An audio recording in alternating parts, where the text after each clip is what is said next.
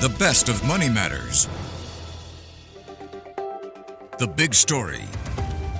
Welcome to The Big Story. I'm Hongbin Jeong. Chinese New Year is just around the corner and the festive buzz is in full swing. Families are busy preparing for reunion dinners, shopping for the best deals, and soaking in the celebratory spirit. But amidst all this excitement, there's a growing shadow we can't ignore: the rise in online scams targeting unsuspecting consumers during this festive period. In fact, recent reports paint an alarming picture. Meta uncovered 9,000 phishing URLs in Singapore, and a survey by Trend Micro revealed that nearly 60% of Singaporeans have encountered holiday-related scams. From fake delivery messages to fraudulent promotions, these scams are becoming more sophisticated, leaving consumers increasingly vulnerable. So how can we stay vigilant and protect ourselves this Chinese New Year? Well, joining us today is Tim Falinski, who is a Vice President of Consumer Business at Trend Micro, to share more about the evolving tactics of scammers, the role AI is playing in the space, and most importantly, practical tips to help us all enjoy a safe and scam-free festive season. Hi, Tim. Welcome to the show. Hi, Hongbin. Thank you for having me. Thank you so much for joining us. Tim, Chinese New Year is just around the corner, but this is also a time when scammers are especially active, leveraging the festive rush to exploit unexpected consumers. I've highlighted earlier in my introduction that there is phishing URLs to fake deals. I mean, the threat is real and growing, as highlighted by Meta's recent report. Tim, so, it seems like scammers are gearing up for the season. What does the current scam landscape look like in Singapore? And are you seeing any specific types of scams that tend to spike during festive seasons like Chinese New Year? Yes, look, we definitely are. I think if we look at the scam environment inside Singapore, sadly we see that it is growing quite rapidly year on year. And overall, inside Singapore, there's some 16% increase year on year in the scams that are reported to the Singaporean police. And naturally, there's a lot more that don't get reported. But based on the reports alone, we're seeing some circa $800 million worth of scam that is hitting the Singaporean marketplace. And in 2025, that's going to grow very, very close to $1 billion. So as an impact to the economy, it is getting bigger and bigger every year. And the cyber criminals have really changed the way that they look and they work. And I think COVID made a lot of this happen. They've gone to the days that they will scam and try and phish and steal your data. They're now after your money. And they're finding that this is very lucrative because through COVID, more and more of what we do now are online. A lot of the services that we enjoy are online, and it becomes a very, very easy target for them to do, especially with the advent of AI. So holiday periods especially, where people are a little bit more relaxed, we lower our defences, we're in celebration mode with family and friends, we're trying to buy those last-minute gifts. This is where they really target us because they know that they can get through our defences. Right. I mean, Meta's report of 9,000 phishing URLs paints a worrying picture. Do you think this is just a tip of the iceberg, and are scammers becoming more organized or sophisticated? Look, the 9,000 ones that Meta blocked, I really take my hat off to them for doing this kind of stuff. And we're seeing the social media companies really, truly trying to step up now and help. But if you take a step back, it is sadly just a touch of the iceberg. Trend Micro alone blocks over 3 million URLs in each month inside Singapore. That's the amount of malicious activity that is out and about. So 9,000 is an amazing start, especially if it drills into their fatal areas. But there is a lot more for us to be worried about out there. And this is sadly growing, and things such as AI these days are helping the cyber criminals extrapolate and bring more and more scams to us faster and faster than ever before, because it's less work for them because the AI actually helps them start that scam up. I see. Well, Tim, Trend Micro's recent survey of 1,026 Singaporeans reveal some, alarming statistics about holiday-related scams. From encountering fake delivery messages to undelivered items, the findings highlight just how pervasive scams have become. So, the survey, I believe, found that 59% of Singaporeans have encountered holiday-related scams. What does this tell us about the scale of the issue and how concerned should we be? Look, I think we all should be definitely concerned. The cyber criminals really are trying to hone in on our money, and, these scams are the way that they've actually figured out. A few years ago, if we remember WannaCry that, globally hit everyone and tried to create ransomware on our hard drives, it didn't really extract the value that the cyber criminals wanted. They didn't make a lot of money. But they're found in scams they can make a lot of money, and it can be in very, very small pockets. So they're not trying to get $100,000 from you, they're just trying to get 100, but they're trying to get it from a lot of people. And I think this is where we're seeing that more people are seeing scams, more people are being affected by scams, and it's driving a faster and faster wedge. So these, 60% of people have actually seen a holiday-related scam. Is quite large when we talk about what we used to see in traditional phishing and other security endeavours out there. And, a sad statistic out of that is still 12% of people, in our survey have actually been affected by one of these scams. So most people out there will know someone who's been affected by a scam and the monetary impact that it's had on them. And it's becoming a bigger and bigger issue every day. I see. And one of the standout findings is that 46% of scams involve fake package delivery messages. Why do you think that these scams are so effective? And is there a way we can avoid them? Yeah, look, I think there's a lot of situations with the deliveries that, with more and more online ordering, we're getting more and more notifications. Yeah. And sometimes in our busy lives, in our haste, we just click on those notifications. And, we really do recommend that people just take a moment, step back and actually think about it before you click. And a way to do that is to go to the shipping companies or the company you purchases from original website to check on a delivery notification. Don't just click on that hyperlink. And it's because we get so many deliveries. I ordered something recently from Amazon, and because it was coming from different warehouses, I ended up with 3 different parcels coming in for the delivery. So when these kind of things happen, it's not simple for us just to realise one order, one delivery, because things do get split out and multiple out. And, all the time we're just getting bombarded by these delivery updates that it's very, very hard. But as mentioned, going to that original website and utilising that to track your delivery is a good way of making sure that what they're trying to get us to do is to click on that link and go to a fake site versus going to that original place of purchase. Right. I mean, speaking of which, the survey also showed that 45% of respondents have ordered items that never arrived. Does this indicate a rise in fraudulent e-commerce platforms or issues with verifying sellers online? Yes, and this sadly is AI. I remember the emails from long ago that, there was a prince in Africa who wanted to send money to us and, we got all of this other kind of things, but you could always pick it up, because it had a spelling mistake or it didn't look right.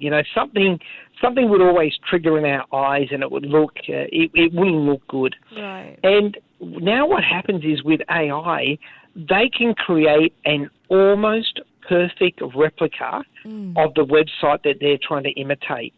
And they do this so fast and so efficiently that you have to really stop and look in detail to pick up the differences between the real website and the fake website you're doing. And AI is just making this easier for them all day, every day. And these guys are really smart at it. Like the average phishing site is only up online for 60 minutes before it moves servers. So with all of these kind of different bits and pieces, we've just got to remember that these guys, the technology that we're getting to help live our lives better is also helping empower them. So, they're now getting AI to help them become better at their jobs. Yeah, that sounds very alarming. I mean, as you mentioned, these scammers are now using AI, and it feels like even the tech savvy ones will be very targeted about these, fraudulent messages, emails, and even deep fakes.